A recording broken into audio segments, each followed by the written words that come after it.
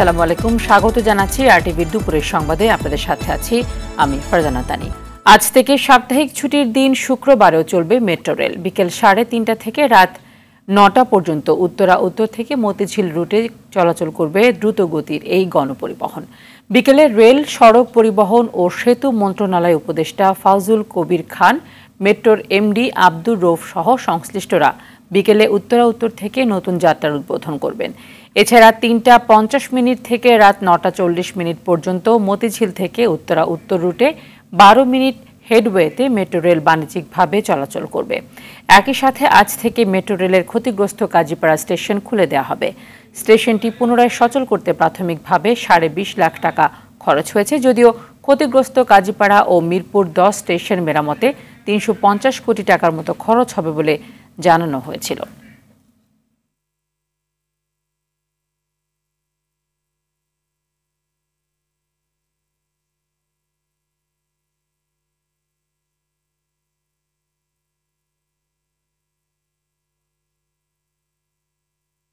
দর্শক, মেট্রো রেলের কাজীপাড়া স্টেশনে রয়েছেন সহকর্মী মাইদুর রহমান রুবেল, সরাসরি যুক্ত হচ্ছেন আমাদের সাথে।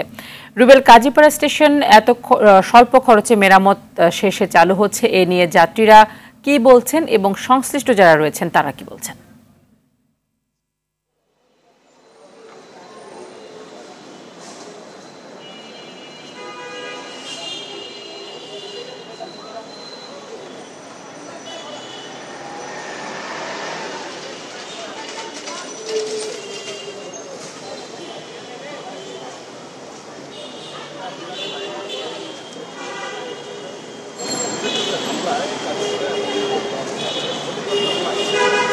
সরকার বলেছিলেন যে এটি ঠিক করতে প্রায় 1 বছর সময় লাগবে এবং বলেছিল এটি সংস্কারের জন্য 300 কোটি টাকার মতো লাগবে। সেটি নিয়ে জনমনে একটি প্রতিক্রিয়া ছিল, মিশ্র প্রতিক্রিয়া, যে আসলে কি এত টাকা লাগবে। অন্তর্বর্তীকালীন সরকার সেটি 1 বছরের সেই কাজটি করে দেখিয়েছেন মাত্র 62 দিনের মাথায় আজ চালু হচ্ছে। মিরপুরবাসীর জন্য আজকে দুটি সুখবর। একটি হচ্ছে যে কাজীপাড়া স্টেশন চালু হচ্ছে এবং আরও একটি সুখবর হচ্ছে এখন থেকে শুক্রবার সরকারের ছুটির দিনও বিকেল 1 শিফটে মেট্রো রেল চলাচল করবে, যেই কারণে তাদের মনে স্বস্তির ছায়া নেমে এসেছে।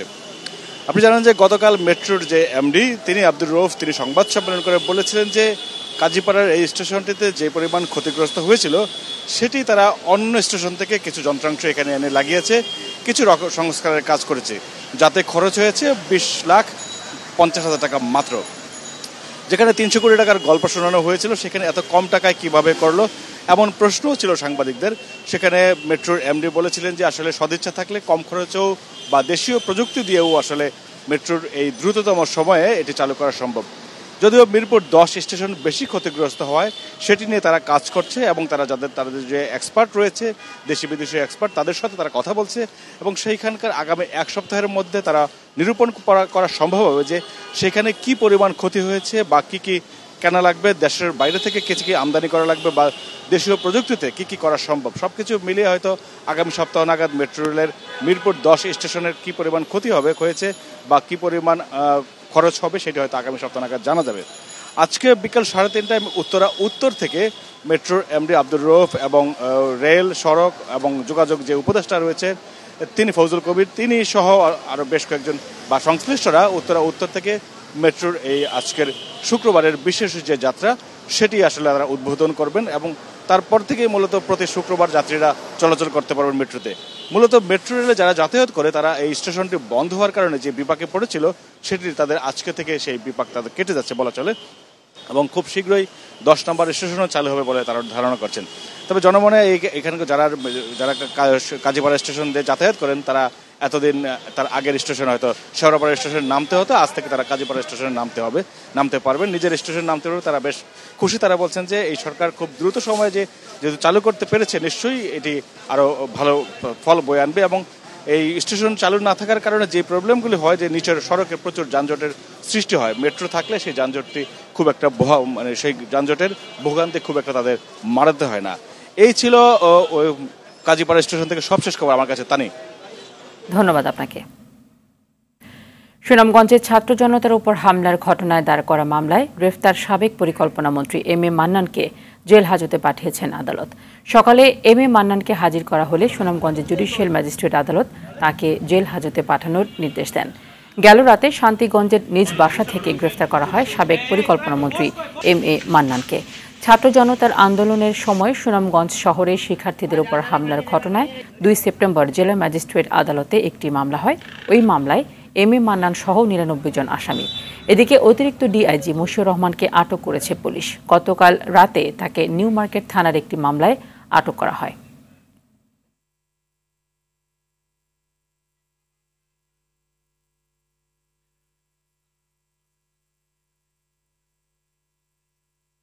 সিএমএম আদালতে রয়েছেন সহকর্মী ইকবাল অনেক, সরাসরি যুক্ত হচ্ছেন তিনি। অনেক, মশিউর রহমানকে কখন নাগাদ আদালতে তোলা হতে পারে তার বিষয়ে নতুন কোনো তথ্য রয়েছে কিনা আপনার কাছে? আপনাকে আপনি যেমনটি বলছিলেন যে এই মুহূর্তে আমি সিএমএম কোর্ট আদালতে, তো সেখানে কিন্তু হচ্ছে গতকাল হচ্ছে ঢাকা বিশ্ববিদ্যালয়ে যে গণপিটুনিতে তোফাজ্জল হোসেন নিহতের ঘটনায় যে ৬ জন আসামি গ্রেপ্তার হয়েছিল তাদেরকে কিন্তু আদালতে নেওয়া হয়েছে। তাদেরকে কিন্তু সব বেলা ১১টার দিকে কিন্তু আদালতে নেওয়া হয়, তারপর কিন্তু তাদেরকে আদালতে তোলা হয়েছে। আমরা যতটুকু জানতে পেরেছি এখন পর্যন্ত পুলিশের পক্ষ থেকে রিমান্ড বা হচ্ছে 154 কোনোটাই এখনো চাওয়া হয়নি। হয়তো বা হচ্ছে 154 বা যদি তারা জবানবন্দি দেয় বা দায় স্বীকার করে নেয় তাহলে তাদেরকে সরাসরি আদালত কারাগারে পাঠানো হবে। যদি তাদের হচ্ছে জবানবন্দি না দেয় তাহলে তাদেরকে রিমান্ড চাইবে পুলিশ, তাদেরকে রিমান্ডে পাঠানো হবে। এর আগে যদি একটু বলে রাখি, এই বৈষম্য বিরোধী ছাত্র আন্দোলনের সময় হচ্ছে আন্দোলনে একটি হত্যা মামলায় ডাক্তার নিপুণকে পিজি হাসপাতালের যে ডাক্তার নিপুণ রয়েছেন তাকে কিন্তু গতকালকে গ্রেপ্তার করা হয়েছে। আর একটু যদি বলে রাখি যে নিউ মার্কেট থানার একটি মামলায় কিন্তু পুলিশের অতিরিক্ত ডিআইজি মশিউর রহমানকে কিন্তু গতকাল রাজধানী থেকে গ্রেপ্তার করা হয়েছে। এই বৈষম্য বিরোধী ছাত্র আন্দোলন চলাকালীন সময় কিন্তু তিনি লালবাগ জোনের যে উপপুলিশ পরিচালক হিসেবে দায়িত্ব পালন করেছিলেন। তাকে কিন্তু আজকেও কিন্তু আদালতে নেওয়া হতে পারে, কিন্তু তাকে কিছুক্ষণের মধ্যে কিন্তু ডিবি কার্যালয় থেকে আদালতে নিয়ে আসা হবে। আমরা যতটুকু জানতে পেরেছি তাকে বৃহত্তর জিজ্ঞাসাবাদের জন্য কিন্তু তাকেও হচ্ছে পুলিশের পক্ষ থেকে রিমান্ড আবেদন করবেন। তো তানি এই ছিল আমার কাছে সিএমএম আদালত থেকে সবশেষ অবস্থা। ধন্যবাদ আপনাকে।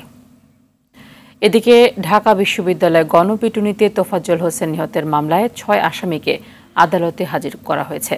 শুক্রবার সকাল ১১টায় এই ৬ আসামিকে আদালতে নিয়ে আসা হয়। বৃহস্পতিবার ঢাকা বিশ্ববিদ্যালয়ের ফজলুল হক হলে চোর সন্দেহে পিটিয়ে হত্যা করে মানসিক ভারসাম্যহীন তোফাজ্জলকে পুলিশের পক্ষ থেকে রিমান্ড চাওয়া হবে বলে জানা যায়। এছাড়া বৈষম্য বিরোধী ছাত্র আন্দোলনে হত্যা মামলায় আটককৃত বঙ্গবন্ধু মেডিকেলের সহকারী অধ্যাপক ডাক্তার হাসানুল হক নিপুণকেও আদালতে আনা হয়েছে। আর নিউ মার্কেট থানায় একটি মামলায় গ্রেফতার পুলিশের অতিরিক্ত ডিআইজি মশিউর রহমানকে আদালতে নেওয়া হবে।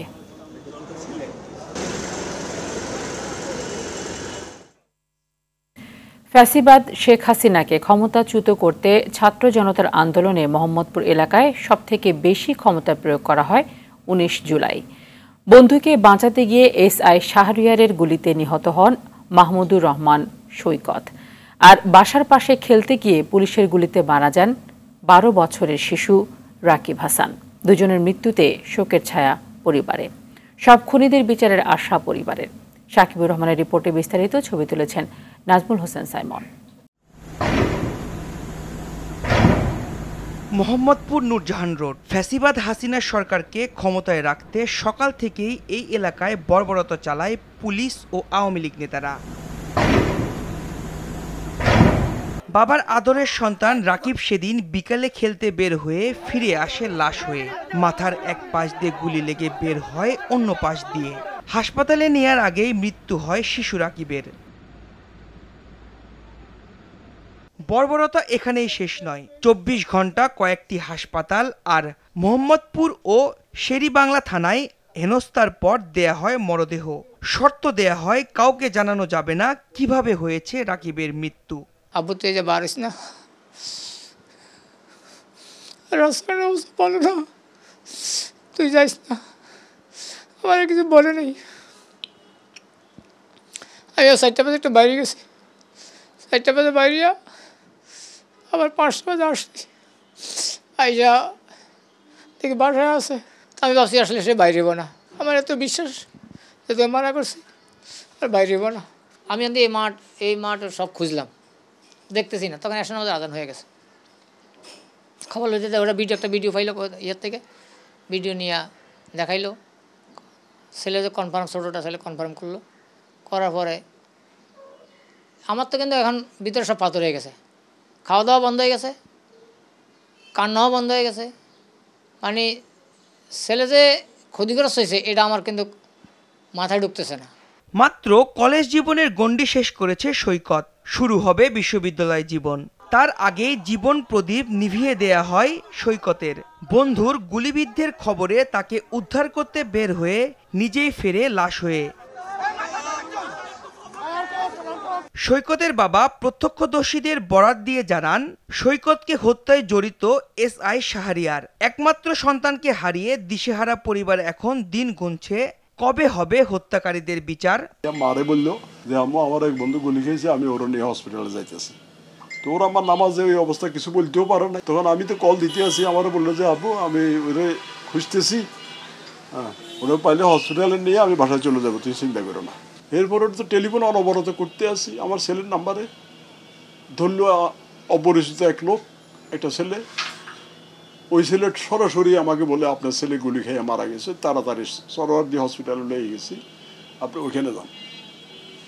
আমি 4-5 মিনিটের মতন আমি সেন্সলেস হয়ে রইলাম। তাও একলা ছিলাম, পুকুর গ্রামের বাড়ি তো নেটওয়ার্ক ডিস্টার্ব করে, পুকুর ঘাটলা আইসা ওইখানে বসে টেলিফোন করতেছি। আমার ছেলের খুনি, মেইন খুনি হলো SI শাহরিয়ার। সে রায়ের বাজার পুলিশ ফাঁড়ির ইনচার্জ ছিল। সে আমার ছেলের সরাসরি গুলি করে এবং এটা বিভিন্ন ফেসবুকে এবং বিভিন্ন সংবাদপত্রে আসছে। নিহত প্রতিটি পরিবারের গল্প প্রায় এক। আদরের সন্তানকে হারিয়ে কান্না শুকিয়েছে পরিবারের। এখন কেবল আশা অন্তত শাস্তি পাক হত্যাকারীরা। 12 বছর পোলাপান কি আন্দোলন করবে? সাকিবুর রহমান, RTV, ঢাকা। চাইলেই কি ভারত থেকে শেখ হাসিনাকে ফিরিয়ে আনতে পারবে বাংলাদেশ? প্রত্যর্পণে প্রাধান্য পাবে আইন নাকি রাজনীতি? দিল্লি হাসিনাকে ঢাকার হাতে তুলে দেবে কিনা প্রশ্ন সেটিও। হিন্দুস্তান টাইমসের এক প্রতিবেদন বলছে, ঢাকা চাইলে শেখ হাসিনাকে ফিরিয়ে দিতে পারে দিল্লি। এক্ষেত্রে আইনি ভিত্তি হিসেবে কাজ করবে বাংলাদেশ ভারত প্রত্যর্পণ চুক্তি। আরও জানাচ্ছেন ফারুক হোসেন। শেখ হাসিনার ভারতে পালিয়ে যাওয়ার পরপরই তার প্রত্যর্পণের দাবি উঠতে থাকে। 2 মাস না হতেই হাসিনার প্রত্যর্পণের দাবিটি দৃঢ় আইনি রূপ নেয়। আইনি প্রক্রিয়া শুরু করে বাংলাদেশের আন্তর্জাতিক অপরাধ ট্রাইব্যুনাল। তবে প্রশ্ন উঠেছে, ভারত হাসিনাকে ফেরত দেবে কিনা। হিন্দুস্তান টাইমসের এক প্রতিবেদন বলছে, সাবেক প্রধানমন্ত্রীকে ফিরিয়ে আনার ক্ষেত্রে আইনি কাঠামোয় সুবিধাজনক অবস্থায় রয়েছে বাংলাদেশ। ঢাকা চাইলে শেখ হাসিনাকে ফিরিয়ে দিতে পারে দিল্লি। ভারতের ওই গণমাধ্যম প্রতিবেদনে বলা হয়, প্রত্যর্পণের ক্ষেত্রে আইনি ভিত্তি হিসেবে কাজ করবে বাংলাদেশ ভারত প্রত্যর্পণ চুক্তি। 1 বছরের শাস্তিযোগ্য অপরাধ থাকলেই আসামিকে প্রত্যর্পণে বাধ্য উভয় দেশ। এক্ষেত্রে গ্রেফতারি পরোয়ানা থাকলেই হবে, দোষী প্রমাণিত হওয়ার দরকার নেই। তবে রাজনৈতিক ঘরানার অপরাধের ক্ষেত্রে অপরাধী প্রত্যর্পণে বাধ্যবাধকতা নেই। কিন্তু হাসিনাকে রাখার জন্য এ ধারা কাজে লাগাতে পারবে না দিল্লি। কারণ হত্যাসহ বিভিন্ন অপরাধের জন্য শেখ হাসিনার বিরুদ্ধে মামলা রয়েছে। হত্যাকাণ্ডের অভিযোগ থাকলে অকার্যকর হয়ে যায় এ ধারা। তবে হাসিনাকে ভারতে রাখার আইনি বিকল্প হলো চুক্তি বাতিল করা। নোটিশ দিয়ে চুক্তি বাতিল করতে পারবে ভারত। তবে উভয় দেশের সম্পর্ক টিকিয়ে রাখতে ভারত এ ঝুঁকি নেবে কিনা সেটি এখন দেখার বিষয়। ফারুক হোসেন, RTV।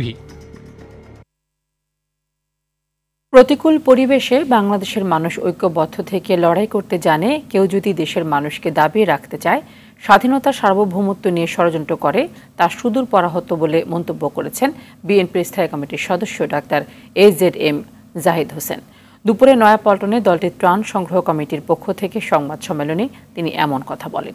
কোনো দুর্যোগে জাতীয়তাবাদী দলের নেতা কর্মীদের দেশের জনগণের পাশে আছে জানিয়ে সরকারকে বন্যা পরবর্তী পুনর্বাসনে এগিয়ে আসার আহ্বান জানান ডাক্তার জাহিদ। তারা এখন কৃষকরা কিন্তু তাদের ধানি যে জায়গা সেটা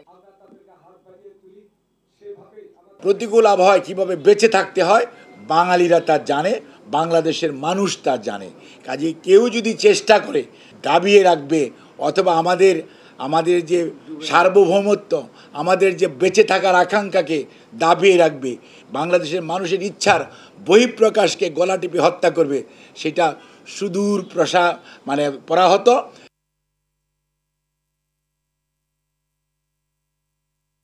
আবারও বাড়তে শুরু করেছে ডেঙ্গু। প্রতিনিয়ত হাসপাতালে বাড়ছে রোগীর সংখ্যা। শুধু ঢাকা নয়, বাইরের জেলা থেকেও এখন ডেঙ্গু জ্বরে আক্রান্ত হয়ে ঢাকায় রোগী আসছে চিকিৎসা সেবা নিতে।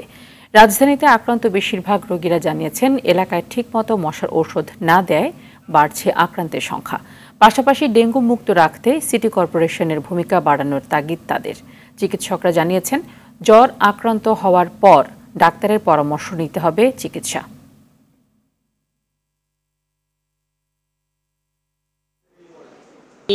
এখনো প্রচুর দুর্বল, শুরুতে যেমন ছিলাম অমনি, আর কিছু খেতে পারছি না। আর যখন ভর্তি হয়েছি তখন হচ্ছে প্রচন্ড মাত্রায় বমি হয়েছে। অবস্থা খারাপ হয়েছিলাম, ভর্তি হওয়ার পরে মোটামুটি সুস্থ আছি। চোখের উল্টো সাইড প্রচুর ব্যথা ছিল, মনে হয়েছে আমি একটু পানি বের হলে ভালো হয়, কিন্তু পানি আসতো না এত। আর মাথা প্রচুর কামড়াকামড়ি ব্যথা, মনে হয় যে কেউ ভেঙে গুঁড়া করে দিচ্ছে, এরকম অবস্থা। ডেঙ্গু পরিস্থিতি জানাতে রাজধানীর শিশু হাসপাতাল থেকে সরাসরি যুক্ত হচ্ছেন সহকর্মী সুফিয়ান ফারাবি। ফারাবি, ডেঙ্গু রোগীদের চিকিৎসা সেবা কেমন চলছে, এবং যেহেতু আপনি শিশু হাসপাতালে রয়েছেন, জানাবেন যে বিশেষ করে শিশুরা কত শতাংশ ডেঙ্গুতে আক্রান্ত হয়েছে এবং সচেতনতা চিকিৎসকরা কি বলছেন? তানি, ধন্যবাদ আপনাকে। আমরা সকাল থেকে রাজধানীর বেশ কয়েকটি হাসপাতালে ঘুরেছি। আমরা ঘুরে দেখেছি যে সব বয়সী মানুষই কিন্তু এই মুহূর্তে হাসপাতালগুলোতে ভর্তি হচ্ছে এবং ডেঙ্গু আক্রান্ত রোগীর সংখ্যা এর মধ্যে অন্যতম, উল্লেখযোগ্য। আর এর মধ্যে জানিয়ে রাখি যে আমরা সকালে শুধুমাত্র একটি হাসপাতালের তথ্য পেয়েছি, ডিএনসিসি ডেঙ্গু ডেডিকেটেড যে হাসপাতালটা রয়েছে, যা এখনও নামে কোভিড ডেডিকেটেড হাসপাতাল, সেই হাসপাতালে আমরা গিয়েছিলাম এবং সেখানে যে তথ্যটা পেয়েছি তাতে 40 জনের মতো পুরুষ আমরা ভর্তি দেখেছি এবং 52 জন পুরুষ আমরা ভর্তি দেখেছি। এছাড়া 32 জন কিন্তু শিশু আমরা ভর্তি দেখেছি। আর চিকিৎসকরা কিন্তু বারবারই সচেতন করে আসছেন যে শিশু এবং বয়স্ক এই দুই শ্রেণীর বা এই দুই বয়সী মানুষরা কিন্তু অধিক ঝুঁকিতে রয়েছেন। আমরা এই মুহূর্তে রয়েছি রাজধানীর শিশু হাসপাতালে, যেহেতু আজকে বন্ধের দিন, তাতে তাদের কাছ থেকে আমরা কোনো সঠিক পরিসংখ্যান বা কোনো ধরনের সহযোগিতা তাদের কাছ থেকে আমরা পাইনি। তারা হয়তো আগামী রবিবার থেকে হয়তো তারা আবারও তাদের যে নিয়মিত সেবা রয়েছে সেখান থেকে তারা তথ্য জানাবেন এবং সেখান থেকে আমরা জানতে পারবো যে আসলে কত শতাংশ শিশু আক্রান্ত হচ্ছে এবং শিশুরা কি পরিমাণ আক্রান্ত হচ্ছে এটা জানতে পারবো।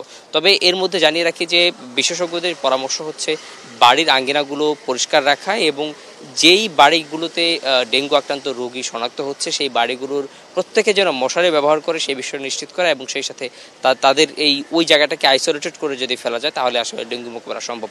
ইতিমধ্যে ডেঙ্গু যেভাবে বাংলাদেশে বাড়তে শুরু করেছে তাতে কিন্তু ভয় আতঙ্ক তৈরি হওয়ার মতো পরিবেশ তৈরি হয়েছে। এর মধ্যে যদি আরও বাড়তে থাকে, সচেতনতা যদি না বাড়ে, তাহলে কিন্তু বিষয়টি আরও ঝুঁকির দিকে যাবে বলে বিশেষজ্ঞরা মত দিয়েছেন। তাই এই ছিল রাজধানীর শিশু হাসপাতাল থেকে আমার কাছে থাকা সর্বশেষ তথ্য। ধন্যবাদ আপনাকে। অর্ধেক শুল্কে এবং আগের চেয়েও অনেক কম দামে ভারত থেকে পেঁয়াজ আমদানি করা হলেও দেশে কমছে না পেঁয়াজের দর, বিক্রি হচ্ছে আগের বাড়তি দামে। দেশি পেঁয়াজ কেজি প্রতি বিক্রি হচ্ছে 110 থেকে 115 টাকায়, আর ভারতীয় পেঁয়াজ 90 থেকে 105 টাকা। প্রায় একই ঘটনা ইলিশের ক্ষেত্রেও। চলতি মৌসুমে ভারতে বন্ধ রয়েছে ইলিশ রপ্তানি, তারপরেও বাজারে নেই এর কোনো প্রভাব। 1 কেজি সাইজের ইলিশ বিক্রি হচ্ছে 1600 থেকে 1800 টাকায়। আরও জানাচ্ছেন সেলিম মালিক। ভারতে পেঁয়াজের সরবরাহ বেড়ে যাওয়ায় গত 13 সেপ্টেম্বর পেঁয়াজ রপ্তানিতে শুল্ক 40% থেকে কমিয়ে 20% নির্ধারণ করে দেশটি। এছাড়া টন প্রতি পেঁয়াজের রপ্তানি মূল্য $550 থেকে কমিয়ে $405 নামিয়ে আনে ভারত সরকার। প্রতিদিন হিলি স্থলবন্দর দিয়ে 10 থেকে 15 টাকা পেঁয়াজ ঢুকছে। স্বভাবতই এই মুহূর্তে বাজারের দাম কমার কথা, কিন্তু ঘটছে ঠিক তার উল্টো। দেশি পেঁয়াজ বিক্রি হচ্ছে 5 থেকে 10 টাকা বাড়তি দামে। কিছুদিন আগে 115 টাকা ছিল, এখন তো আজকে থেকে 120 টাকা, 13 টাকা করে আমাদের কিনাই আসছে। কিনানি 10 টাকা, আমি যদি 12 টাকা বিক্রি না করি তো আমি চলবো কিভাবে? এদিকে বাজারে ইলিশের সরবরাহ বৃদ্ধির পাশাপাশি মূল্য কমিয়ে আনতে ভারতে ইলিশ রপ্তানি বন্ধ রাখা হয়েছে। এখানেও উল্টো ঘটনা, দাম তো কমেনি, বরং বেড়েছে 200 থেকে 300 টাকা। 1550 টাকা ছিল, হঠাৎ করে কেজিতে 200-100 টাকা বাইরে গেছে। বাইরে যাতে সেগুলো 70 টাকা কেজি কিনতে হয়। জাল ফালাইলে মাছ কম পায়, এই জন্য মাছের দাম বেশি। গত বছর তো অনেক মাছ হয়েছে, দাম কম ছিল। হঠাৎ বাড়তি ব্রয়লার মুরগির দাম সপ্তাহের ব্যবধানে বেড়েছে কেজিতে 10 টাকা। ব্রয়লার মুরগিটা গেছে সপ্তাহে ছিল 170 টাকা, এই সপ্তাহে 180 টাকা। আর কক মুরগি 270 থেকে 280 টাকা কেজি। খাদ্য দাম বেশি, বাচ্চার দাম বেশি, এখন লস হয়ে যাইতেছে। গত কয়েকদিনে চালের দামও বৃদ্ধির দিকে। মোটা 28 ও মিনিকেটে বেড়েছে বেশ খানিকটা। সন্না চাউল 41 টাকা ছিল, এখন বর্তমানে হলো 46 টাকা। আর আটার যে চাউলটা আগে ছিল মনে করেন যে 51 টাকা হইতে 52 টাকা, এটা হয়েছে 56 হইতে 57 টাকা। আর মিনিকেট যেটা ছিল 59 টাকা, এটা হয়ে গেছে এখন 63 টাকা। পেঁপে ছাড়া 50 টাকার নিচে মিলছে না কোনো সবজি। মরিচের কেজি 200। পটল আছে 50 টাকা কেজি, ভেন্ডি 60 টাকা কেজি, পেঁপের কেজি 25 থেকে 30 টাকা, আর লাউ আছে 60 টাকা পিস। ফুলকপি, বাঁধাকপি যেমন ওগুলোর কোনো সিজন না, এখন ওইগুলো 60 টাকা পিস। বাজারে খাসির মাংস বিক্রি হচ্ছে 1100 টাকায়, আর গরুর মাংস 750 টাকা। সেলিম মালিক, RTV, ঢাকা।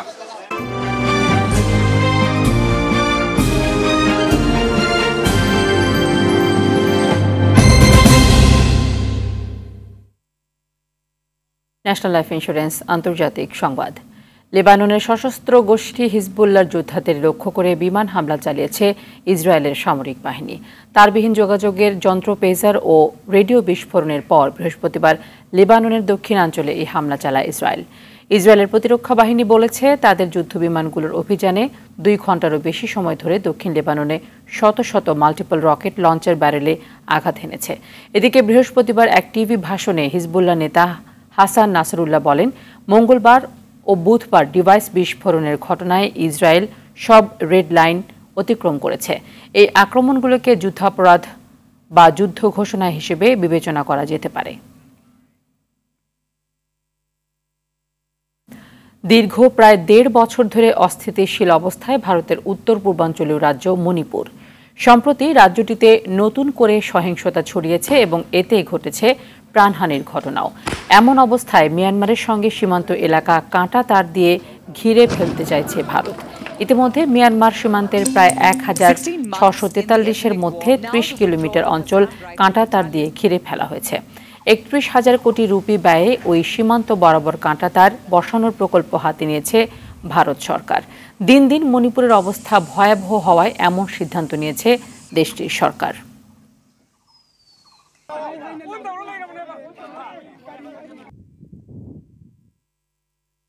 ফিলিস্তিনের অবরুদ্ধ গাজা ভূখণ্ডে ইসরায়েলি বর্বর হামলায় আরও 28 ফিলিস্তিনি নিহত হয়েছেন।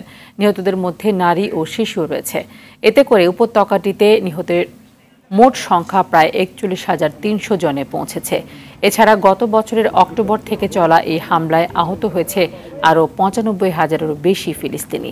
এক প্রতিবেদনে এই তথ্য জানায় সংবাদ মাধ্যম আল জাজিরা। অন্যদিকে দক্ষিণ, মধ্য ও উত্তর গাজায় বেশ কয়েকটি ভয়াবহ হামলার খবর পাওয়া গেছে গত কয়েক ঘণ্টায়।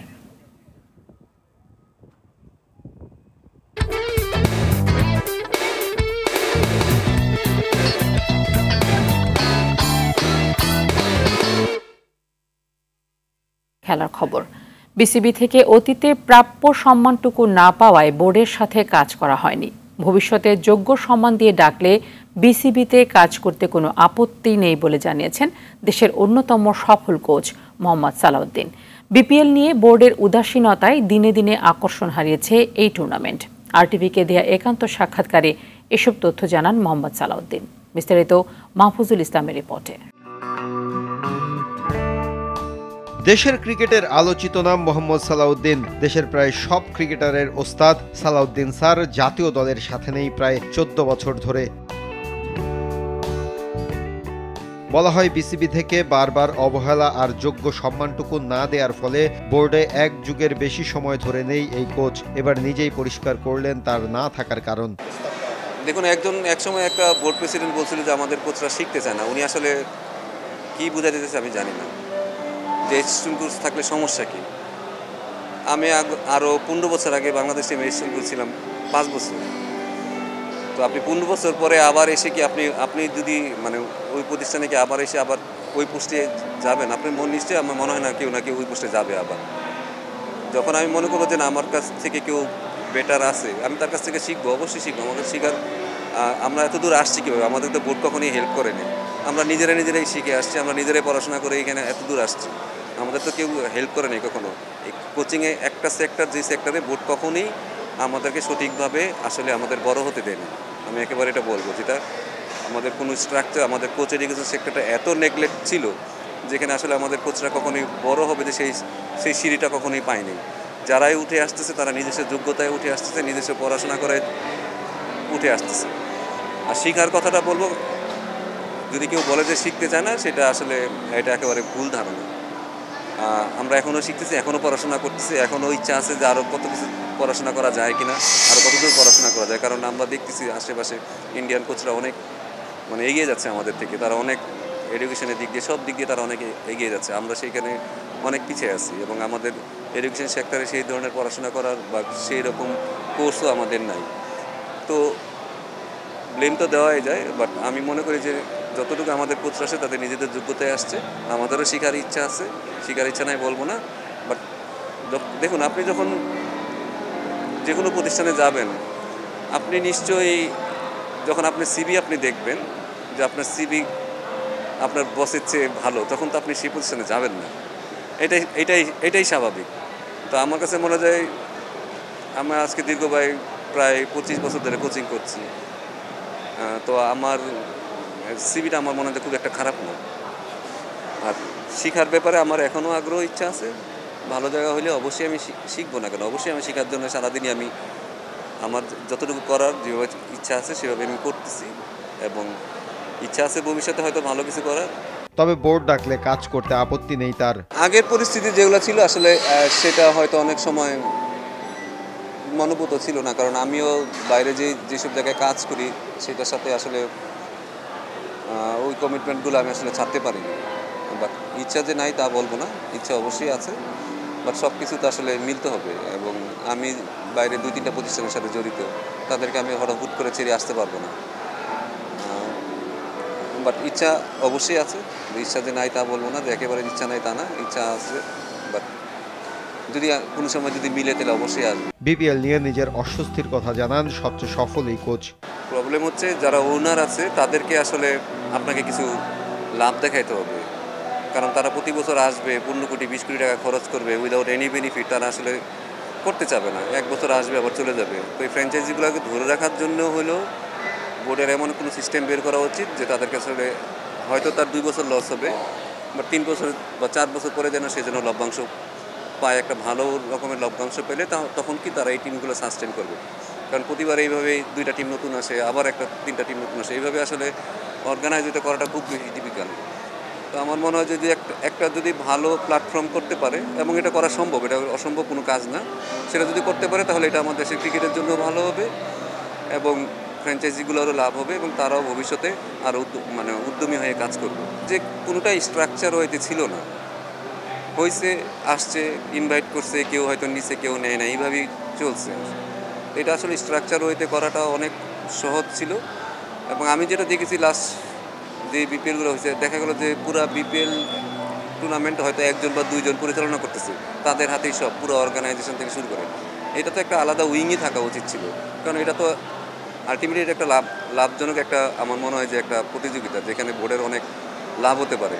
সো এটার জন্য একটা আলাদা উইং থাকলে আমার মনে হয় আরও বেটার হবে, এবং এটার জন্য পর্যাপ্ত লোক থাকবে যারা অর্গানাইজ করবে, সব কিছু সিস্টেমেটিক করবে। ফ্র্যাঞ্চাইজিরা জানবে যে আসলে এবছর কয়টা রিটার্ন হবে, কয়টা ড্রাফট থেকে নিতে হবে, সব কিছু আগের থেকে সিস্টেম করা থাকবে। তো হঠাৎ করে আপনি রুলস চেঞ্জ করবেন, তখন তো আসলে সবাই একটু আপসেট থাকবে। যে সব কিছুর একটা নিয়ম থাকলে প্রতি বছরই আপনি দেখবেন যে এবার হয়তো 3 জন ড্রাফটে, পরের বছর হয়তো দেখা গেল যে 1 জন রিটার্ন, একবার এক সিস্টেমে চলছে। তো একটা সিস্টেমের মধ্যে দাঁড় করালে তখন ফ্র্যাঞ্চাইজিরা অনেক আগ্রহ হবে, তারাও টিমগুলো অনেক আগে থেকে গোছানো শুরু করবে। তো আমার মনে হয় যে এটা করা সম্ভব। আমার মনে হয় যে ড্রাফট টেবিলে বসার আগে প্রত্যেকটা ফ্র্যাঞ্চাইজির সাথে বসে তাদেরকে সব নিয়মকানুনগুলো যদি ঠিক মতো তাদেরকে জানাই দেওয়া হয়, তখন তারা কিন্তু আসলে ভালোভাবে এটা অর্গানাইজ করতে পারবে, এবং এটা অনেক আগে থেকে আসলে শুরু করলে আরও বেটার হতো। তার ক্রিকেট বোর্ডে ফেরা না ফেরা নির্ভর করছে বোর্ডের নতুন নেতৃত্বের উপর। মাহফুজুল ইসলাম, RTV, ঢাকা। দুপুরের সংবাদ এই পর্যন্ত। সবশেষ সংবাদ জানতে যে কোনো মোবাইল ফোন থেকে 24141 নম্বরে ডায়াল করুন। জেলা সংবাদ বিকেল 4:45টায় দেখার আমন্ত্রণ রইল। ধন্যবাদ সবাইকে।